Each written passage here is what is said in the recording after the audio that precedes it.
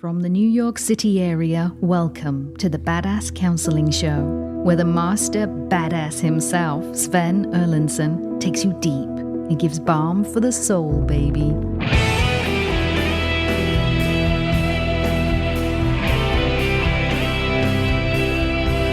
Willkommen, it's great to have you here.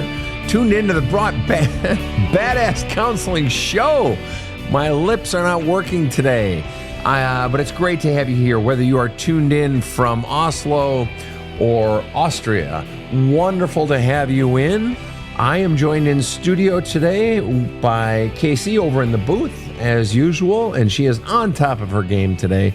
And Rob, right here next to me. Rob the Rocket, how are you today, Rob? I'm in a good mood, Sven. I went to the gym today, as I usually do twice a week, and I see my trainer. But today there was a trainer-trainee shadowing him to see how it goes, a new hire. And I asked her how old she thought I was, and she guessed a number that was 10 years younger than I am. Wow. I was so happy I had no anger to journal out between sets. Wow, just happiness. Yeah, that's it. Wow. Well, that's great. You're bringing that upbeat presence to the show tonight. Yeah. Well, Rob, we have a new guest today. Tell us about Jay, if you would, please. Glad to, Sven. Jay wrote in and said, I am struggling with anger from my divorce and my brothers and sister disowning me. I also have anger from my childhood and being sexually abused by 2 cousins. My anger comes out of nowhere sometimes. I've also been diagnosed with bipolar and anxiety. I'm trying to be a better man and not be so angry. Jay, great to have you on the show. Great to be here. Thanks for coming on. Well, let's go ahead and get after it. You used the word anger about 5 different times. So safe to say you got some anger, huh? Yeah, I have some anger that comes out. So I'm just trying to manage it and figure out how to displace it. Yeah, understood. And of course, one of the things that happens in life is we find ourselves coping, whether it's anger or sadness, depression, or whatever. But coping is fine. But it sure would be nice if I could actually heal this and make it be gone, right? It'd be nice if we can do that in our lives. And in fact, we can. And you mentioned I'm struggling with anger from divorce and my brothers and sister disowning me and from childhood and being sexually abused by 2 cousins. Okay, so let me ask you this question. Of those 4 things, anger about the divorce, about your siblings disowning you, about your childhood, or about the sexual abuse, out of all of those, which either makes you the angriest or hurt the very most? The hurt would be my brothers and sister disowning me, and the anger would come from the divorce. All right. What would you say is the single biggest thing you're most angry about in the divorce? My character, of what everyone thinks about me. It's not about the actual divorce, because that needed to happen. It's just about my character and how she put me out to be the bad guy of this whole thing. All right. And I am wondering, is it safe to assume you were not, in fact, the bad guy she made you out to be? Is that pretty accurate? The only thing, I will admit my wrong in it, and I did have an affair, but everything else that she's telling people about me, the way that she pushed my character down, like I was nothing. Right. And the things that she said to me during that time, it made me angry, and I said a lot of things during that period. Uh-huh. You said a lot of things. You said? Yes. So my reply is always harsh, because at that time, when someone angers me, I just say whatever's on my mind. My thought pattern is just gone. I just say whatever. I hear you. And it hurts, and to have someone talk down about you and so forth. And unfortunately, when you've cheated, then the other person just can make up whatever the hell they want to make up, because that's like the one unpardonable sin, or certainly one of the top 3. So it's like then that person sometimes will just go hog wild and say, well, I'll just accuse Jay of all sorts of shit. He hurt me, so I'm going to hurt him. And that sound about right? Yes. Yeah. So let me ask you, what is the single biggest thing that she has said about you that hurts the very most? That I would do something to hurt my daughter. Ooh, yeah, that's not cool. Of all the things she has said and all the people she has told, who is the biggest one for you that it hurts the most to know that they might think badly of you? Who's top of the list? I guess my brother, Okay. because they both look up to me, being the way that I came from, what we came from. These are my half siblings, so the way we grew up, and then I went out to the military and served my time and retired and things like that. So for them to see me in a different light hurts. It hurts a lot. Absolutely. And you said they've disowned you. They've disowned you as a result of the divorce and the shit that she has said? Yes. Oh, my gosh. And so are they not even listening to you? Are they not even asking for your input? Or how is that?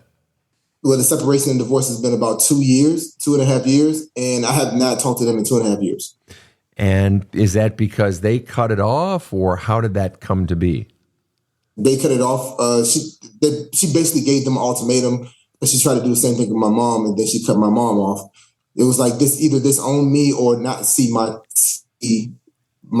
daughter again, or talk to them or anything like that. So they decided that it was better for them to just disown me, and the words actually of disown me came out of their mouth. Wow. And did they do it? Did they indicate to you that they were doing it because she was basically blackmailing them? Did they say that? Did they realize that? Or you just know that that's why they did it? I know that's why they did it, because of the way that they did it and the timing that they did it in. I was going through a lot during that time, and I was going through a lot of depression and still suicidal thoughts and things like that. And they just, the last time I basically tried to commit suicide, it didn't work. I took pills and it didn't work. And when they called me, they basically said they were done with me because of all the things that she said that I said to her, and the way that she said that I threatened her life and I threatened her family's life and I did all this and that. So they said that they couldn't deal with me anymore. What hurts most then, losing your siblings or them thinking you're this bad person?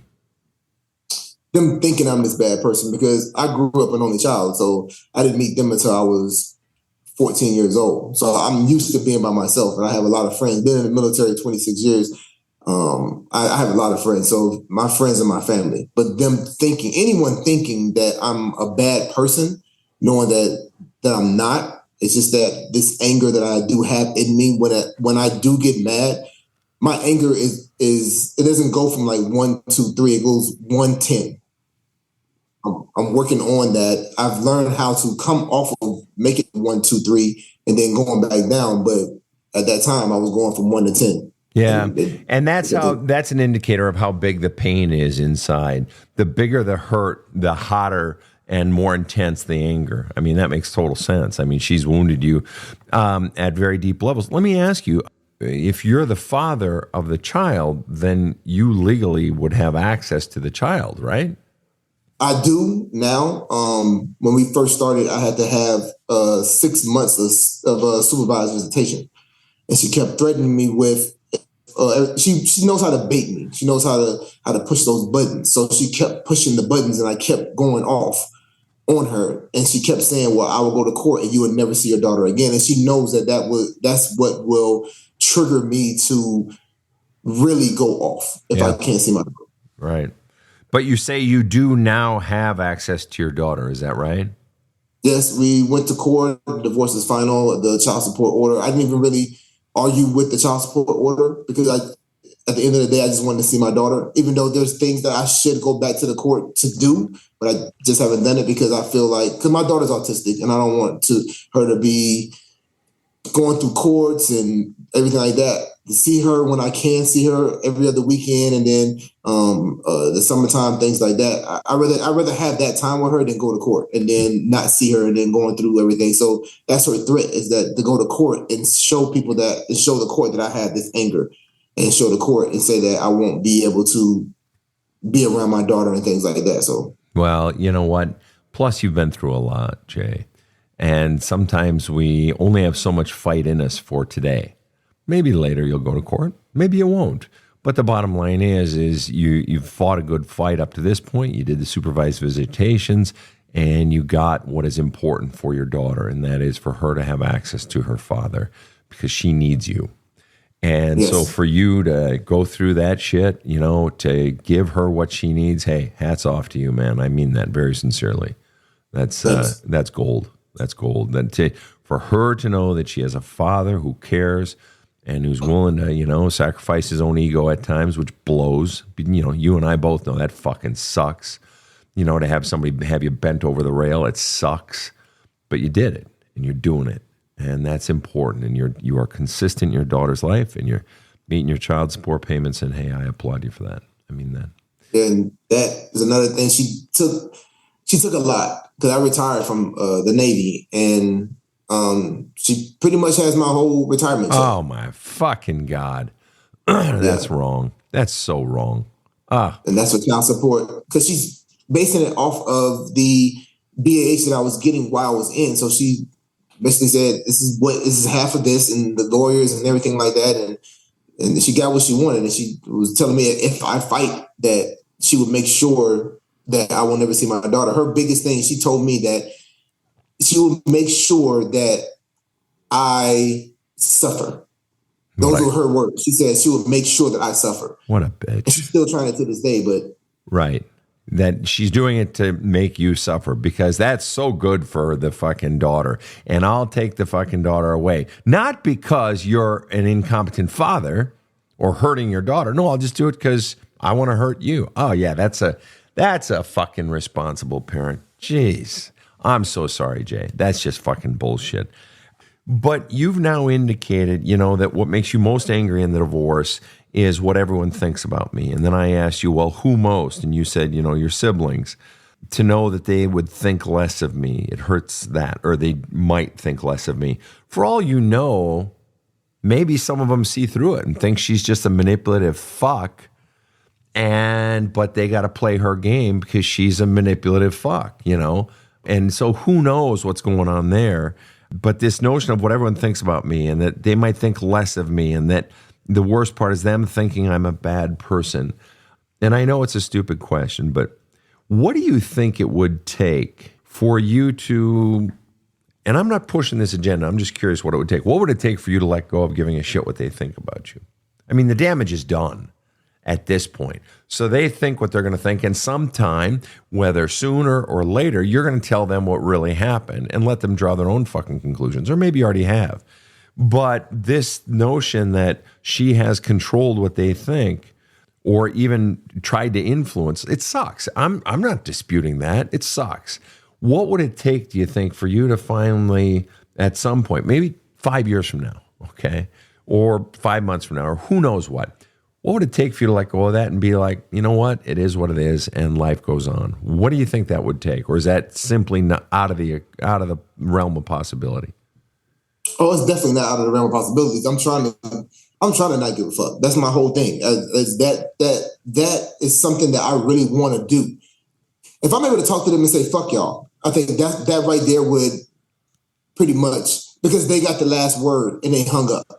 And I didn't get the last word in to explain anything. Well, so for me, right, that last word would be, fuck you, carry the hell on. Right.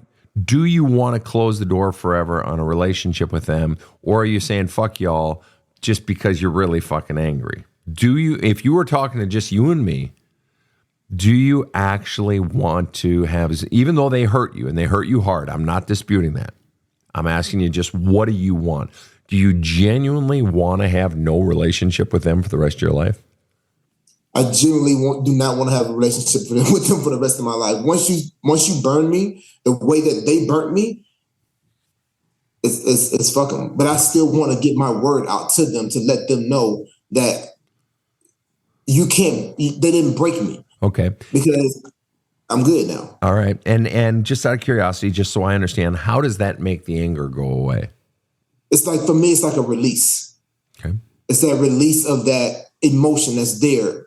Because that's what I want to say. And that's why I think they block me on the phones and everything like that, because they know that that's what I do. I will give you my whatever, my 2 cents, and then fuck it. All right. If you talk to me, you talk to me. If you don't, you don't. All right. I want you to do something with me. All right. Mm-hmm. And again, I know this is fucking stupid, but indulge me. Okay.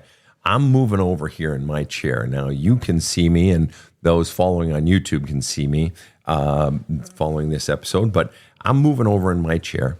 All right. And and then, okay, fellas, bring it in. So my security guards, my boys, they brought in some chairs here, and they have cuffed your siblings to these metal chairs that are bolted to the floor, and they are putting gags on their mouths of your siblings. Okay. And there are 3 of them, or are there 4 of them? How many are here with me? It's 3. 3 of them. Two brothers and a sister. Yeah, there it is. 2 brothers and a sister right here next to me. All right. And they can't say shit. They can't go anywhere. It's just you and them. Now, you're talking to them now. You ain't even talking to me anymore. What do you want to say to them? Fuck you and everything you stand for. Never in your entire life ever talk to my daughter, do anything with my daughter, do anything about me, leave me out your life. The next time you'll see me is either in my damn grave, or the next time I see you is in yours. Don't ever in your whole entire fucking life ever say anything to me, and let you know now that I'm better off without you, because you nothing but fucking drama in the first place. You got more than that. What else do you want to say? What else do you want to say? Y'all are the most toxic ass individuals I've ever seen in my whole fucking life. And if I wish that God would have never put y'all in my life, because y'all have ruined my fucking life ever since y'all been in it. Y'all made me a fucking thug. Y'all made me do damn street shit. Y'all made me do all this. That's not me. And y'all put this stigma of me being this big badass dude and having a fight and do all the things that I was doing when I was younger was y'all fucking fault. Before I met y'all, I was not doing shit. But then I met y'all, and y'all are fucking thugs. Y'all are hood thug ass people that need to get a fucking life. And my sister, Shay, you need to stop fucking lying to everybody about how good you are, because at the end of the day, you're not shit. My brother, you're not shit either. You've been to jail I don't know how many times, and that's where you belong. You belong in jail because you're a fucking menace to society. And my younger brother, you're a bitch for them going along with it. I did everything I could for y'all, and now it's time for y'all bitches to go.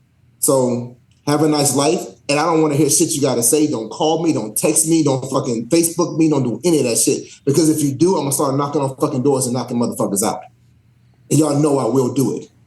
So think about it before you fucking come to me, because at the end of the day, y'all know me, and y'all know I don't give a fuck.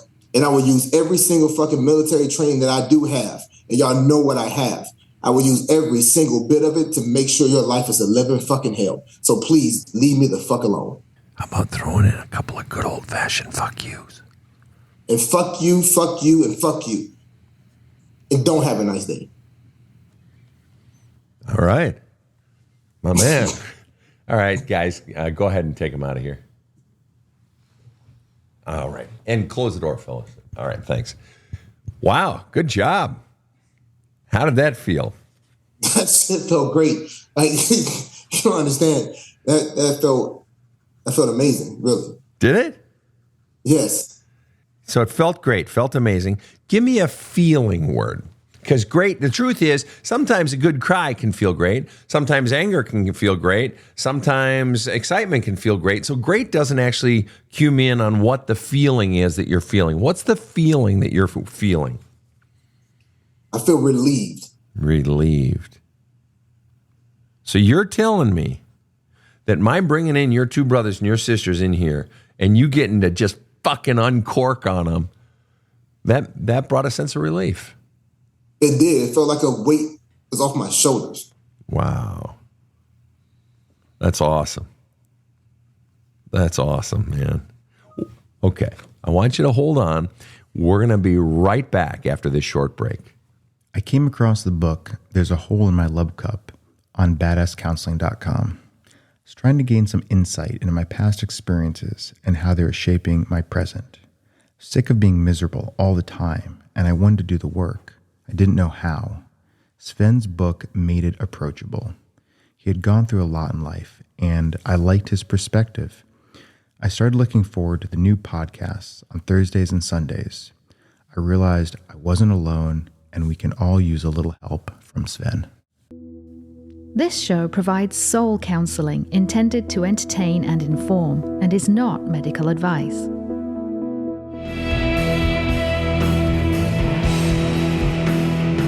Now, back to the badass. And we are back with Jay, the less angry man. After that exercise, he's feeling a big sigh of relief. That's a good feeling, ain't it? It is. It's fucking great. Awesome. I love hearing that. All right. And then you went on to say that you have anger from childhood and being sexually abused by two cousins. Now, is the anger from childhood, is it because of the sexual abuse by the two cousins, or is it two separate things? I have the sexual abuse by my cousins and I have other anger from childhood. I think it's me holding it in and trying to keep it a secret for so long. Wow. Because I just told my mom last year. Wow. And I'm 46 years old. And it happened when I was 6 and 7. 6 and 7. And it was your older cousins. If you feel comfortable, step me through it. What happened? They weren't my older cousins. I had a younger cousin. I think she might have been sexually assaulted when she was younger, but it was always about, whenever I was around, it was always the younger cousin. It was always about taking my pants off or doing this and playing with myself and all those things like that. And then the other cousin, she's the same age as me. And every time I came over, it was always getting into the bed and doing things to me and things like that. And growing up, I was shy. I was a very introverted child, to the point where people would ask my mom if it was something wrong with me because I wouldn't speak to them. I wouldn't say anything. So they took advantage of me during that time period. And the sexual things, I feel like I've gotten over it, but I feel like me hiding it from my mom for so long because she was abused as a child, I think to keep her out of it. And then when she did find out, she was so hurt. I think that messed me up. Okay. And of those things, the keeping it quiet for so long and waiting so long to tell her and her being so hurt, which of all of those things messed you up the most?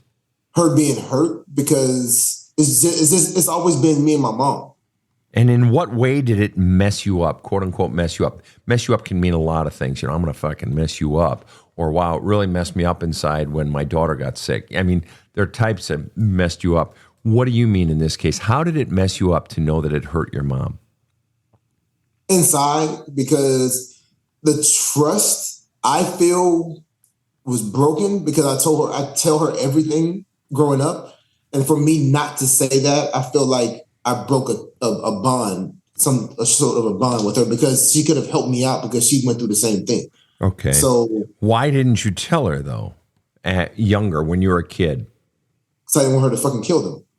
Okay. That's why I did not. It was what it was, and I just didn't want it to be any type of drama in the family. I'm the glue. I'm the middle person. Like, everybody wanted me to be better. They pushed me away from doing this. They pushed me away from doing that. So everybody saw something in me. And I felt like if I would have told her, it would have caused drama. It would have been something big. And also it would have, I think that she had anxiety when I was growing up. And it would have probably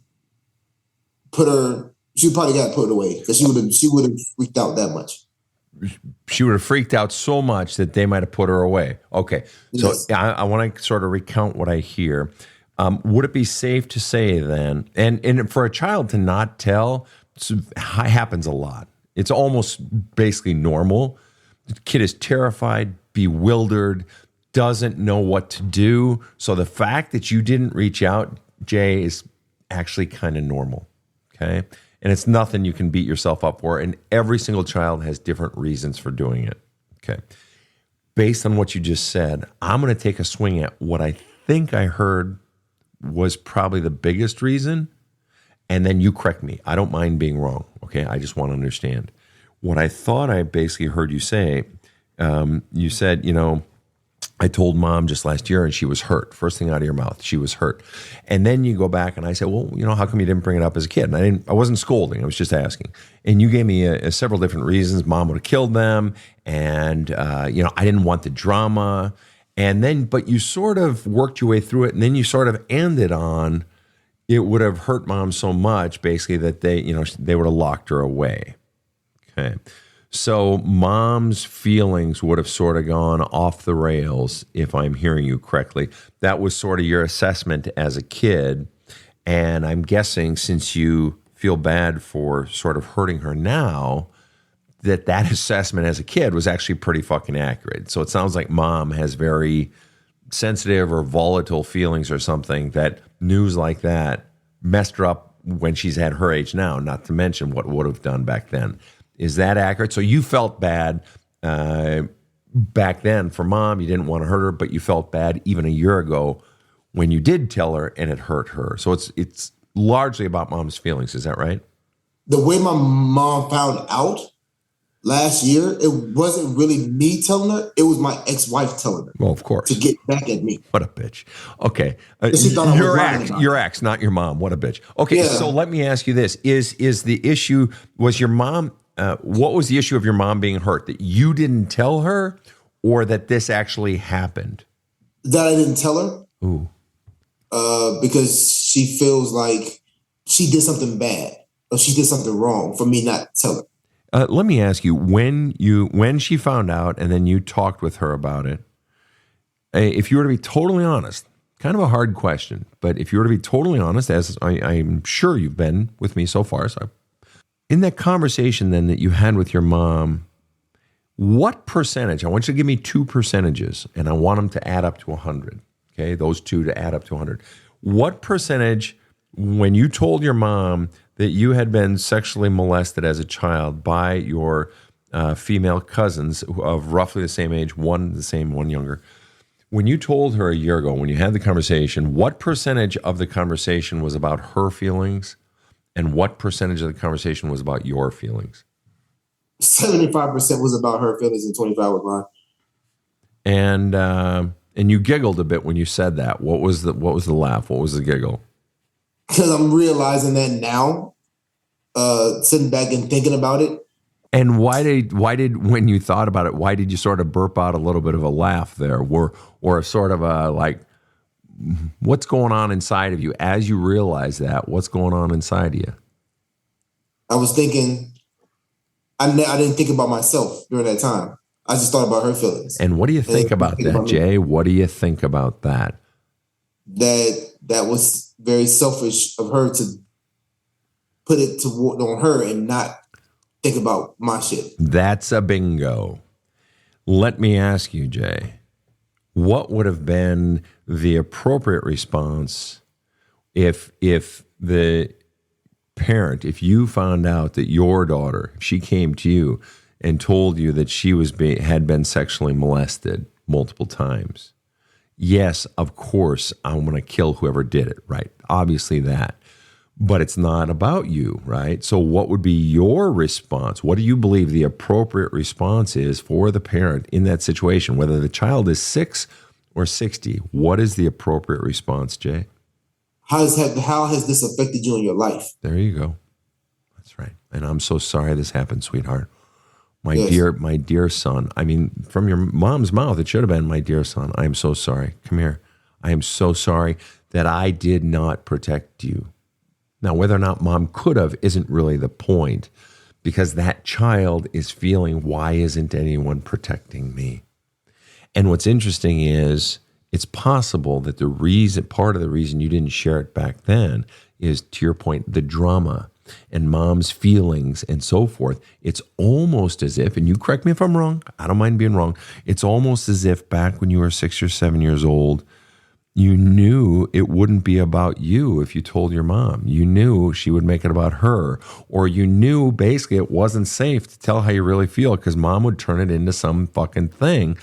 And or that mom would have all this fit in, oh, mom's feelings and mom's feelings. So I don't want mom to have to struggle and deal with those feelings, so I'll just keep it in. So in other words, at 6 or 7, quite possibly, and you can confirm or deny here, at 6 or 7, you're already managing mom's feelings, taking care of mom's feelings. At 6 or 7, it's about mom's feelings. Is that accurate or inaccurate?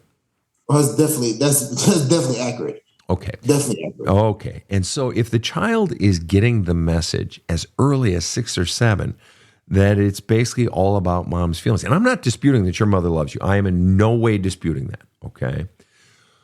But if the child is getting the message at age 6 or 7 that it's all about mom's feelings, the underlying message that the child is getting, the unspoken, the message behind the message is your feelings don't matter, little boy.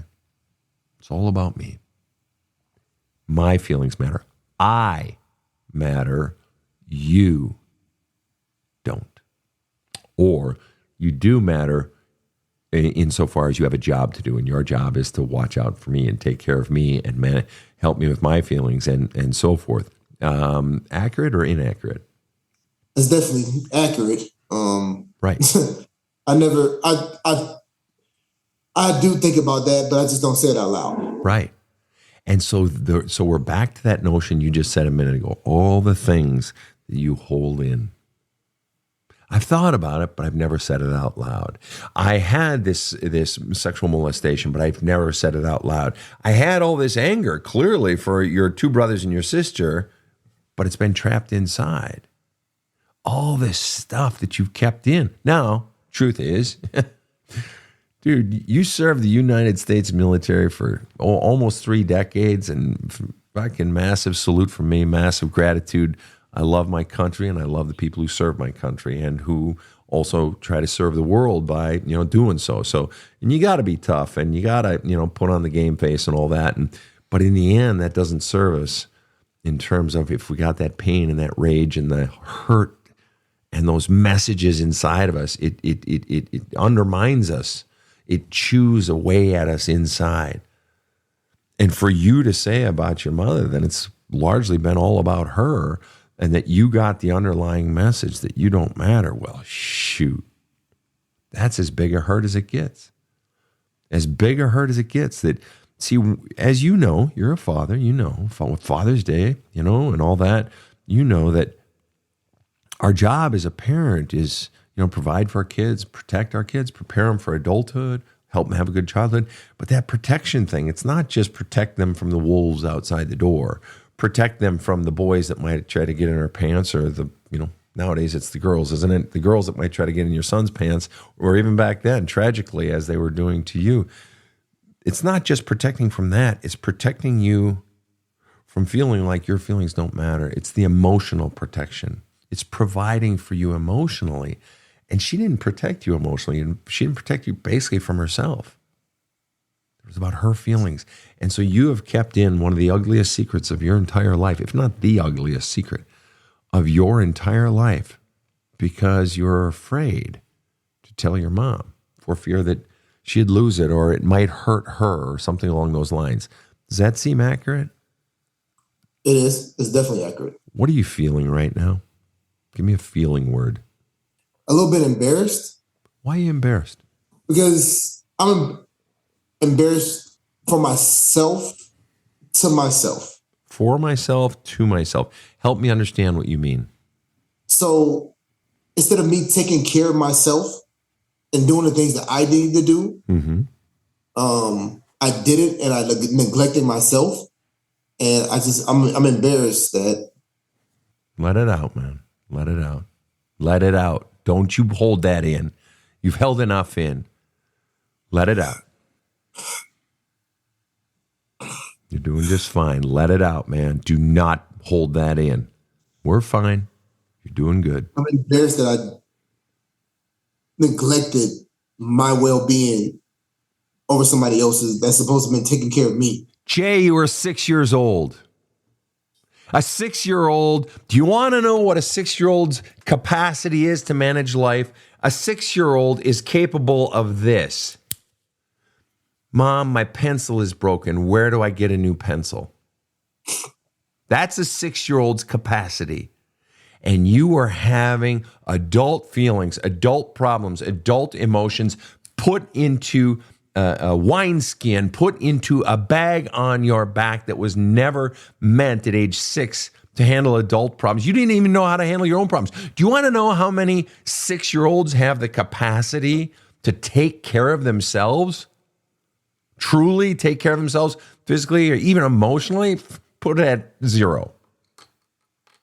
The notion, and I understand, and I'm not saying your embarrassment is bad. I get it.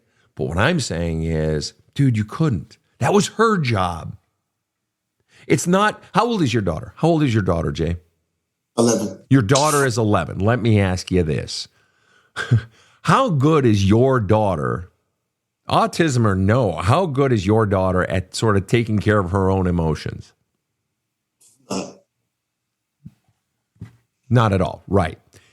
And so she's basically twice the age of what you were when this was happening. You weren't a man. You weren't even a boy, for fuck's sake. You were just out of the womb, for Pete's sake, just a few years earlier. And I understand the embarrassment. That's okay. Let yourself feel all the feelings. But what I'm saying is you were just doing your best. And no one was there to walk you through it. No one was there to hold your hand. And that was her job. And it was your father's job. We haven't even mentioned where the fuck he was, but she was a single mom. That was her job. And she made it about her. Her job was to hold you, hold her sweet boy, and say, let it out, son. Just let it out. And to rock you for as long as it took, as many times as it took. That was your father's job as well. To rock you and hold you. Say, I'm so sorry. And this will never happen again. I am so sorry. And I got you. You're safe now. That was her job.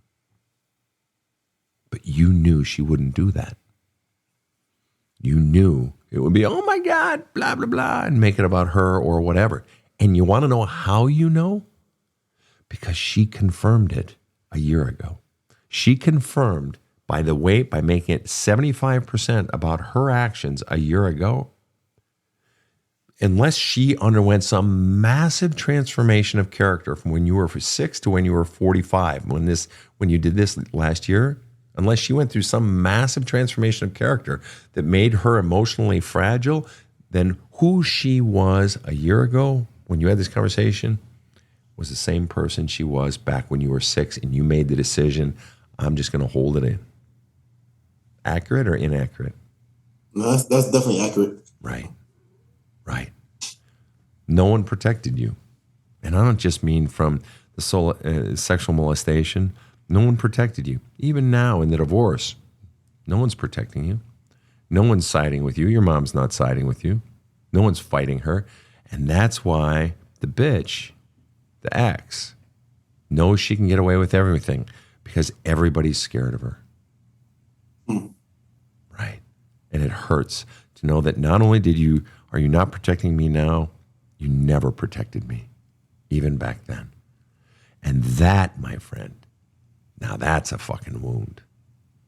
Now that is hurt because you were a child.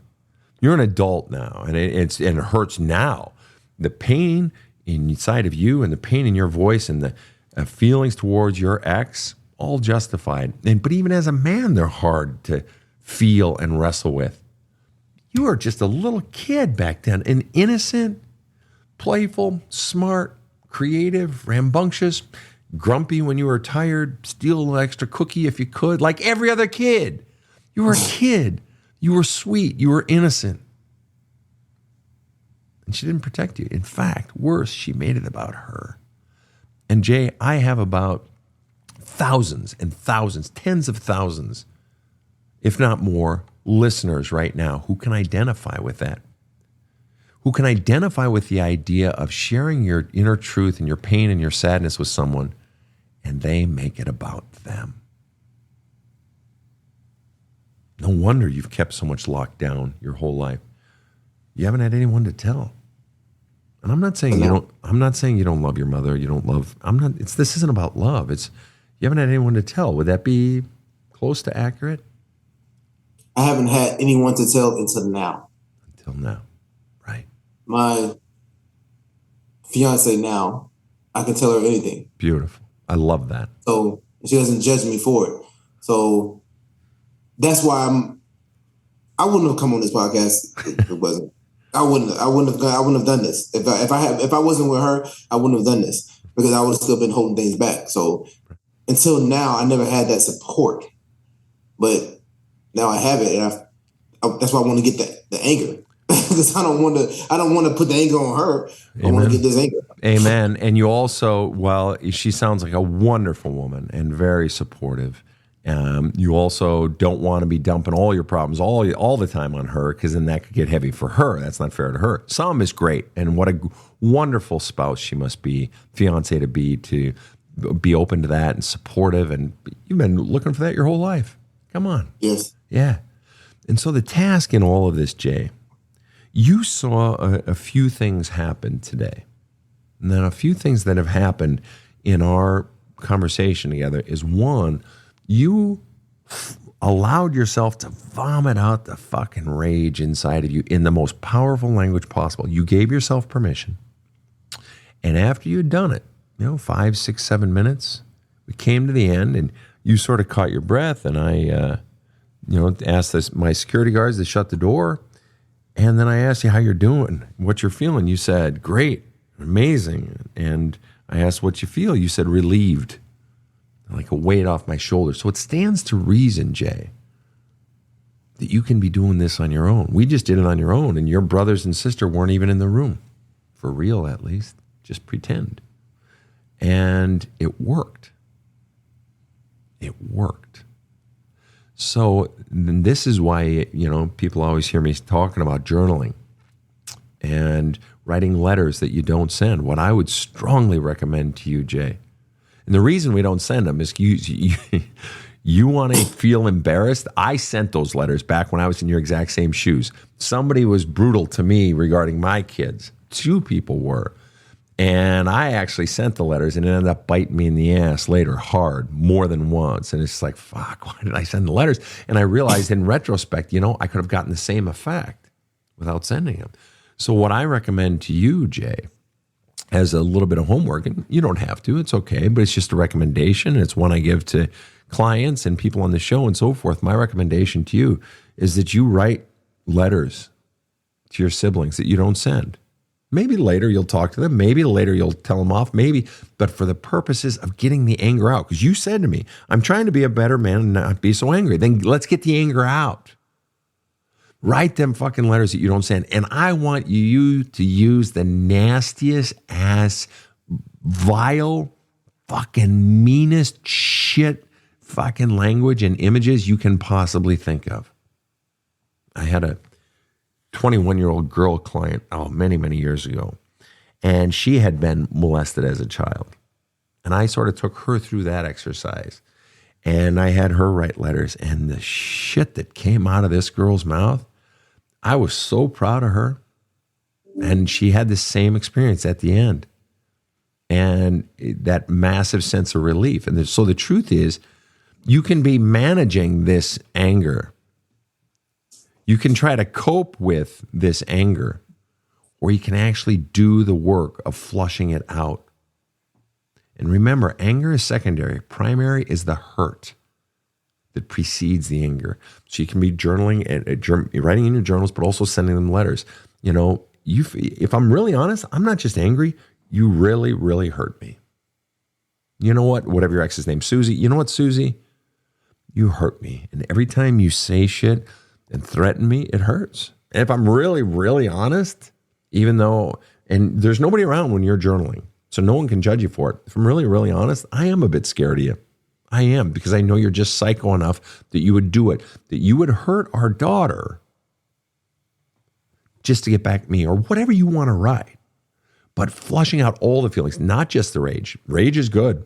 Rage is great, but also the sadness, also the fear, also the betrayal, also the disappointment, also the frustration, all of it. Because it has the same effect. I know it sounds dopey. I'm like, how the fuck could that work? But if I had told you in advance that I was going to do this exercise with you yelling at your siblings, and you might have been like, well, that's not going to work. But you did it, and it did work. I'm telling you, that's what journaling does. I'm telling you, especially when you go down and you just vomit it all out, the sadness, the anger, everything. But also writing the letters. And then we saw this other thing happen, and that is when we went down deep regarding your mom and we began to really look at that shit. It's like, whoa, she made it about her a year ago. She made it about herself. She would have made it about herself 40 years ago. No wonder I kept it silent.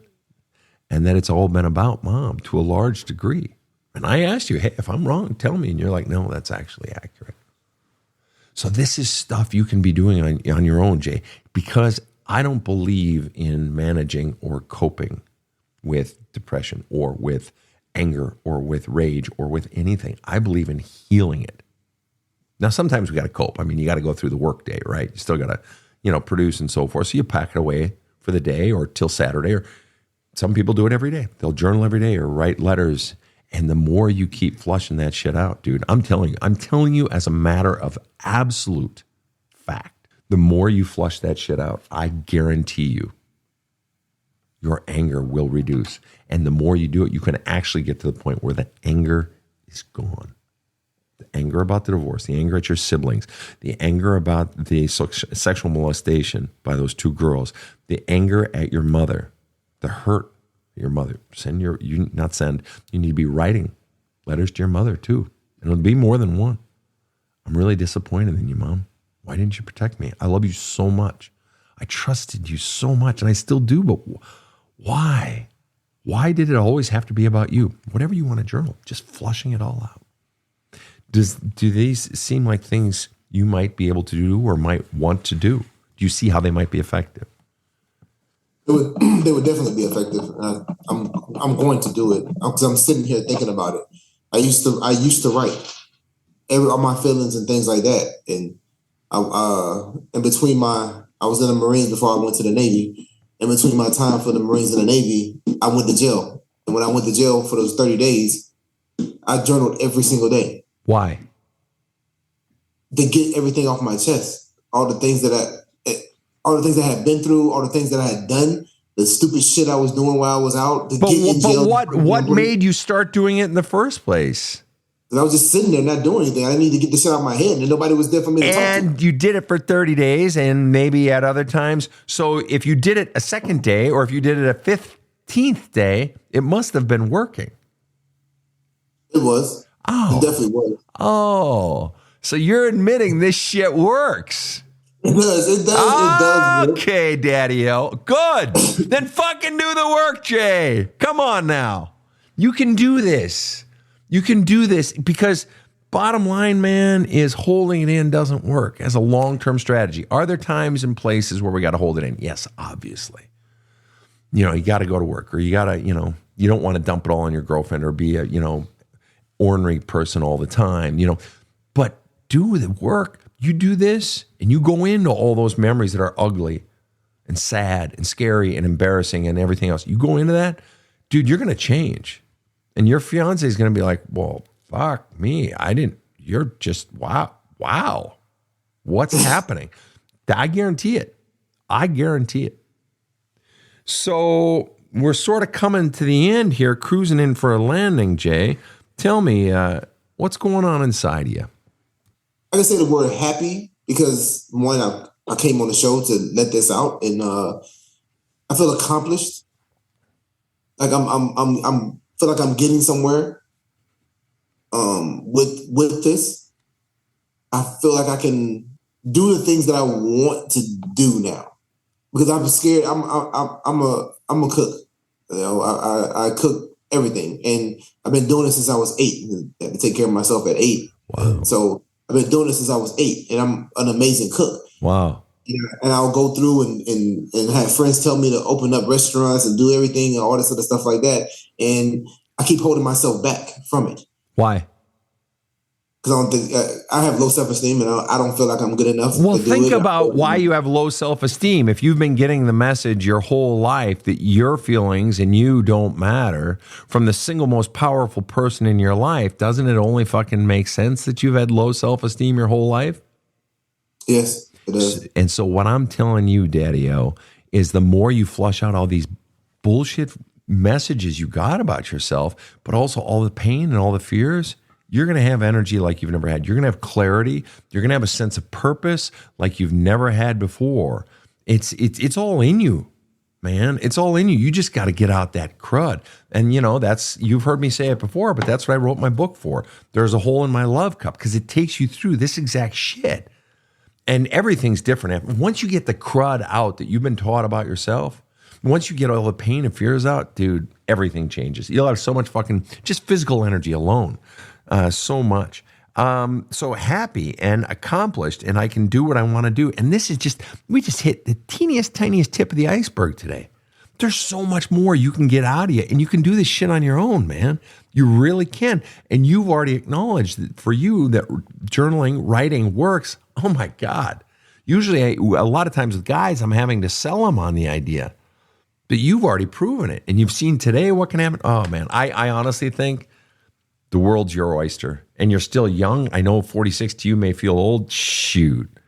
I got so many friends who would love to go back to 46. All right. You got another 46 in you. And so it's a matter of, you get this shit out and everything changes. Everything changes. Wow. Jay, thank you so much for being on the show. Thank you for having me, and thank you for helping me. No, it's been our pleasure, truly. Thank you.